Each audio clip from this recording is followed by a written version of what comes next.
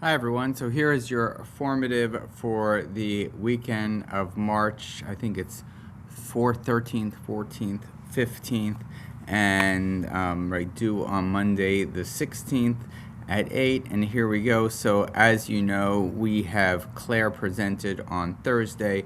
Eric is up this week, as is Ethan, and then we're going to be finishing our Avraham cycle, maybe getting ready for a little test on all the content and maybe some deeper thinking questions as well. So look forward to that right before Passover break.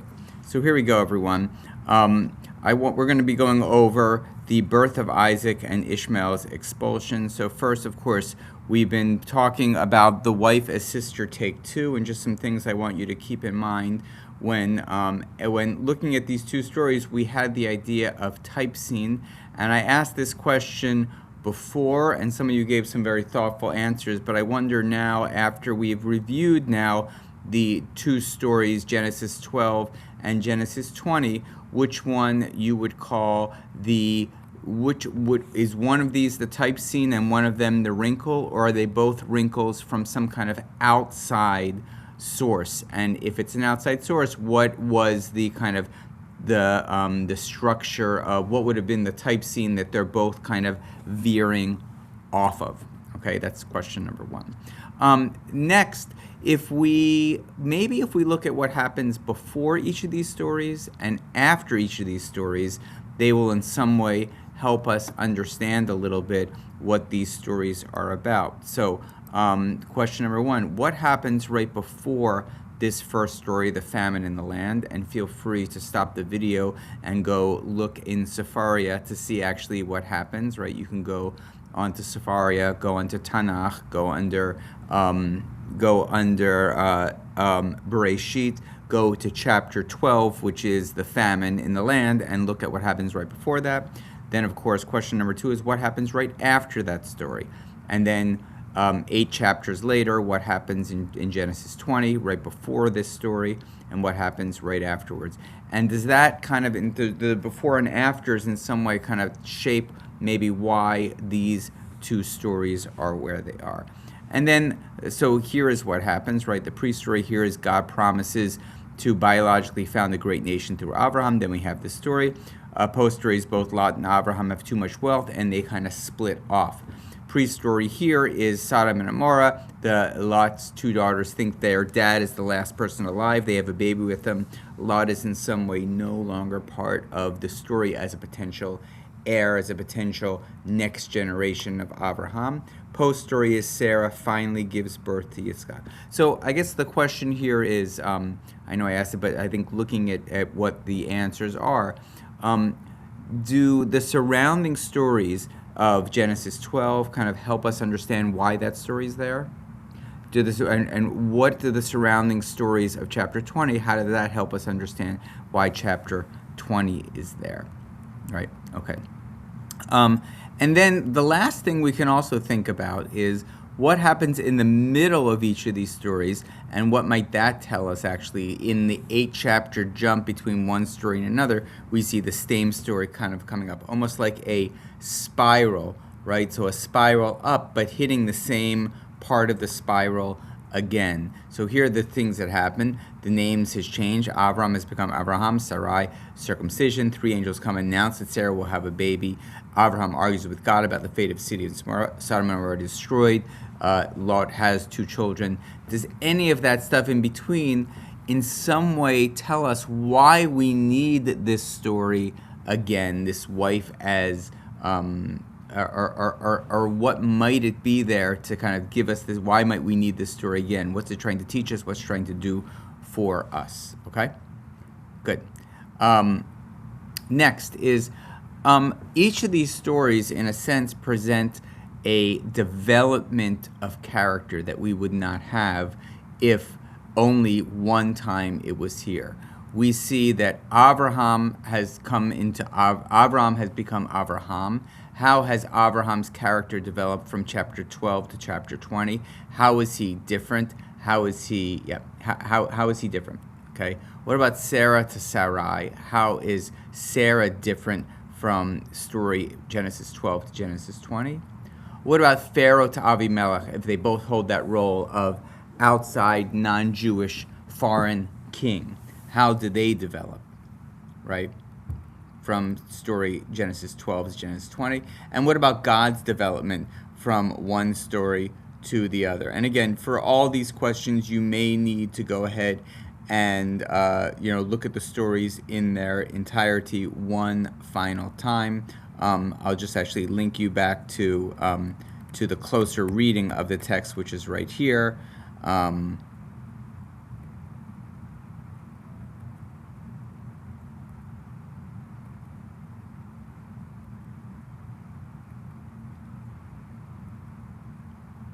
Okay, so that may help you with that piece. Okay, let's move now on to kind of what Claire has spoken about, and let's read these psukim.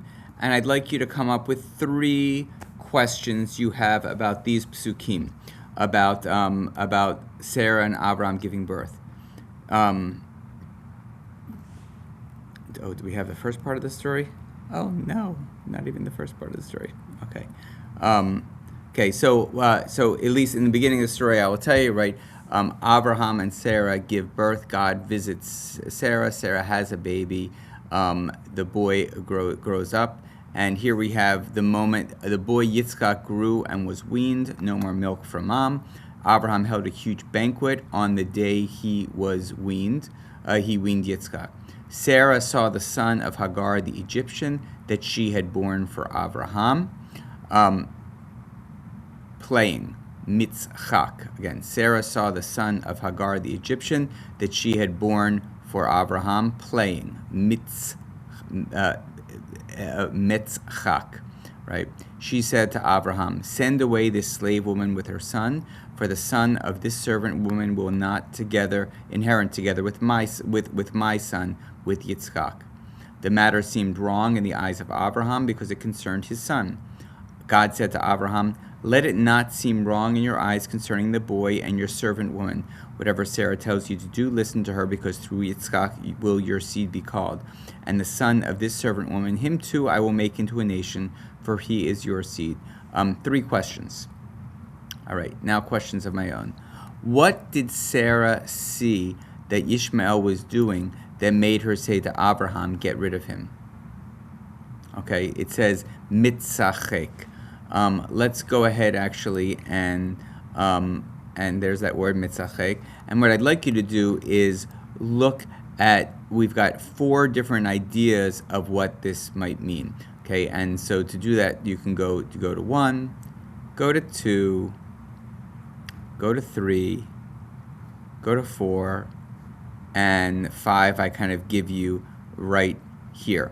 Okay, so after you tell me what each of these, so what Chizkuni says, what Malbim says, what Ramban says, what Radak says, and then what Robert Alter says, which one is your favorite definition of what it means, mitzachek?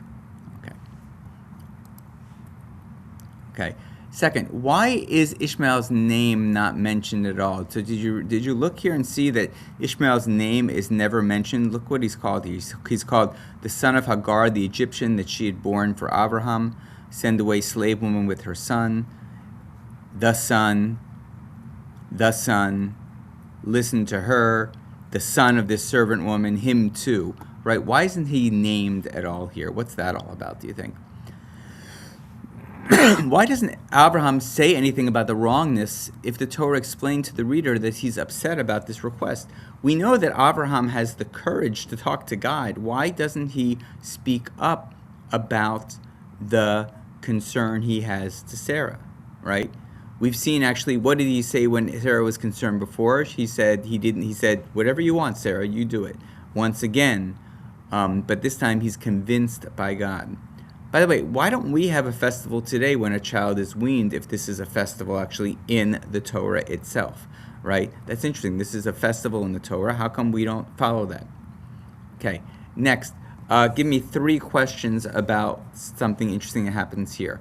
Abraham arose early in the morning. He took a bread and a canteen of water. He gave them to Hagar and placed them on her shoulder with the child. He sent her away. She walked wandering in the wilderness of Beersheba. The water in the canteen of water was finished. She sent the boy away under one of the bushes. She went and sat facing the boy as far away as a bow shot, for she said, "Let me not see the boy's death." She sat facing the boy and lifting her voice as she wept. God heard the voice of the boy. The angel of God called to Hagar from the sky and said, "What is it, Hagar? Do not be afraid, for God has heard the voice of the boy, like where he is. Get up, lift up the boy, hold your hand on him, for I will make him a great nation." God opened her eyes, and she saw the well of water. She went and filled the canteen of water and gave the boy drink. God was with the boy, and he grew up. He lived in the wilderness, and he became a bow and arrow hunter. His mom took a wife for him from the land of Egypt. 3 questions. So here's my questions. Was Hagar given enough water to survive, or did she get lost, and because of the getting lost, is that what causes her to kind of run out? What's the significance of placing the bread and water on Hagar? And in the binding of Isaac's story, which we're going to soon see, the wood is placed on Yitzkhak, on Isaac. Is there any significance there? Okay, number 3. God heard the voice of the boy, but we never hear that the child was crying. Why not? What's going on here? Actually, it's Hagar that's crying, and I believe maybe Claire might have brought that up during her session. What do the words "where he is," what do those words mean? Those words seem to be extra. They're here to teach us something, but what? Do you see that? So, don't be afraid, for God has heard the voice of the boy. We could have stopped right there. Like where he is. What does that mean? Okay, and let's look at what Rashi has to say. It's a beautiful, beautiful comment, actually, which we can learn a lot from. Okay.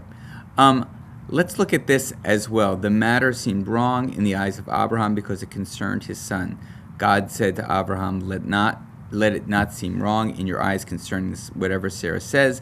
Listen to her, because through Yitzkhak your seed will be called, and the son of the servant woman, I'll make him a nation as well. So I want to now look for a second, and I want to try to complete this chart of what we have now. So we had, and I've asked it a few times actually, that there are some potential takeaways from the Sodom and Gomorrah story that, because I want to ask, what are each of these stories doing in to help us kind of along to get to that final story of the binding of Isaac, which we're very close to.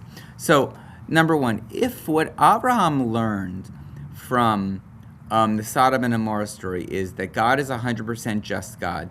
God is 100% committed to justice, right? By the way, God is not necessarily 100% committed to mercy. If he was, he would have allowed that city to live even when there was a few righteous people there. But he said, no, my mercy actually, I am merciful. I would save a city if there were 10 or more righteous people, but I'm not going below 10. My mercy does not extend that far. So let's just think for a second. Let's just imagine that God is 100% just God, and God is 100% committed to justice, and that's what Abraham learns about in this story. So what I want to ask now is, so now let's go to the Abraham as how does that idea of God being 100% just, how does it play out in the story of Abraham saying that Sarah is his wife? And how does it play out in the story of Abraham and Sarah having a child, specifically with the words, listen to what Sarah is asking of you? Okay, and we're going to call that A and B when you answer those questions. Okay, so here's the kind of thing that I was looking for, right?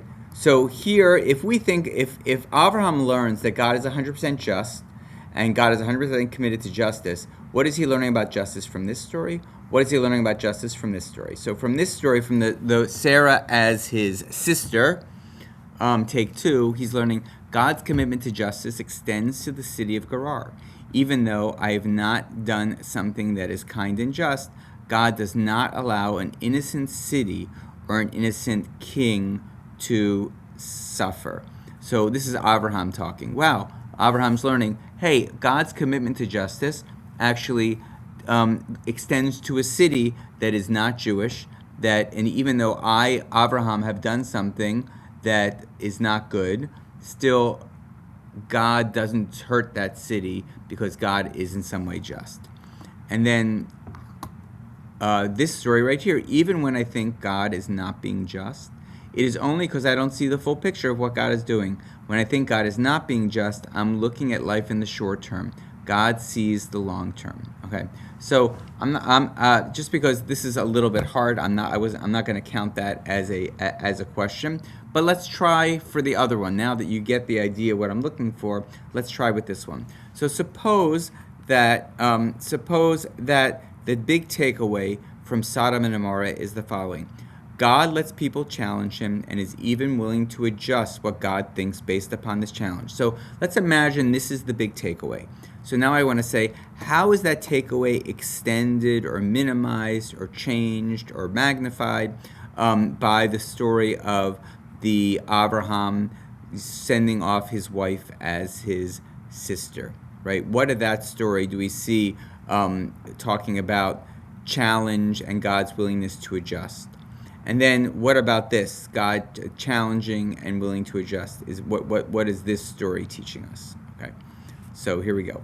So in the wife as sister story, it is not just Abe that can challenge God. Avimelech challenges God too, and God changes God's mind. And in this story, God sees that I'd like to challenge God here, and God comes in to tell me no.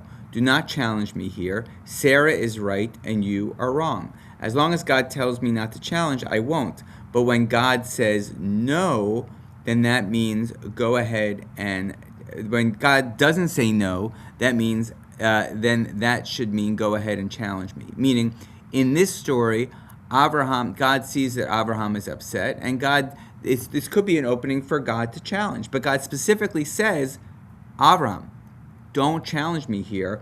Listen to Sarah. She is right and you are wrong. Okay. Now what if we tried the next one? What if the big takeaway from Sodom and Gomorrah was that Abraham learned there's no use in challenging God. God is always right. God always does the right thing. What would Abraham, if that was the mindset that Abraham leaves Sodom and Gomorrah, what in the wife as sister story, and what in the Sarah giving birth story, what does it teach us that in some way extends that idea, challenges that idea, questions that idea? Okay, and here we go. So if what Abraham learns from after the Sodom and Gomorrah story is there's no use in challenging God, God is always right, God always does the right thing, and Abraham learns here, I'll put my wife in a dangerous situation. Let's see if God can get her out of the mess. Let's see how powerful and all-knowing this God is. Let's see if God knows what's right? And then in this story, here again, God is reminding me that there's no use in even trying to challenge me. There's no use in even trying to challenge God. Sorry, this is God talking. Here again, God is reminding me there's no use in even trying to challenge me. I, God, know what is right, and you, Abraham, don't. I, God, can see what you can't. Even Sarah is more right than you. So if the takeaway from Sodom and Gomorrah was God is always right, we're going to see God kind of fixing all the problems here. We're going to see God as kind of showing that God is always right here. Okay, and let's go to our final one. If what Abraham's takeaway from the Sodom and Gomorrah story is my actions did nothing to change the fate of those in Sodom and Gomorrah, better to not use my energy to try to challenge God in the future, that just doesn't work, then what is it, what does God learn, what from that kind of mindset is Abraham learning in the wife as sister story, and what's Abraham learning in the birth story? Right? How is he learning? What in that story is teaching actually Abraham? I shouldn't even get involved. No use in trying to even challenge God or anything. That just doesn't work. Okay, and here we go. My actions mean nothing. I can make the biggest mistakes ever, and God can make it right. Next, my thoughts and feelings mean nothing. God does what God needs to do. So I just wanted to bring up those ideas because, again, my big question is, how does Abraham leave the Sodom and Gomorrah? Like, what is Abraham's big takeaway from this story, and how might that takeaway be reinforced through these two other stories? And of course, we have two more stories to go, but I just wanted to show that maybe each of these big takeaways could, in some way, that Abraham could actually learn something new in these other two stories because of that, of whatever takeaway you choose. Now, if you had to kind of pick one of these lines, we'll call this line number 1, line number 2, line number 3, or thinking idea number 1, like train of thought number 2, train of thought number 3, train of thought number 4. Which one is the one that you're going to go with and say, I think this is what each of these stories are trying to do? They're trying in some way to lead Abraham with this kind of with a very coherent message, and each of these stories is kind of trying to drum home hard that single message, either that God is a just God, or God lets people challenge him, that there's no use in challenging, or or I'm just going to sit back and let God do the right thing, right? My actions do nothing to change the fate, and don't even try to challenge God. Okay, maybe 2 and 3 are a little bit the same, but okay, and that's it. Thank you.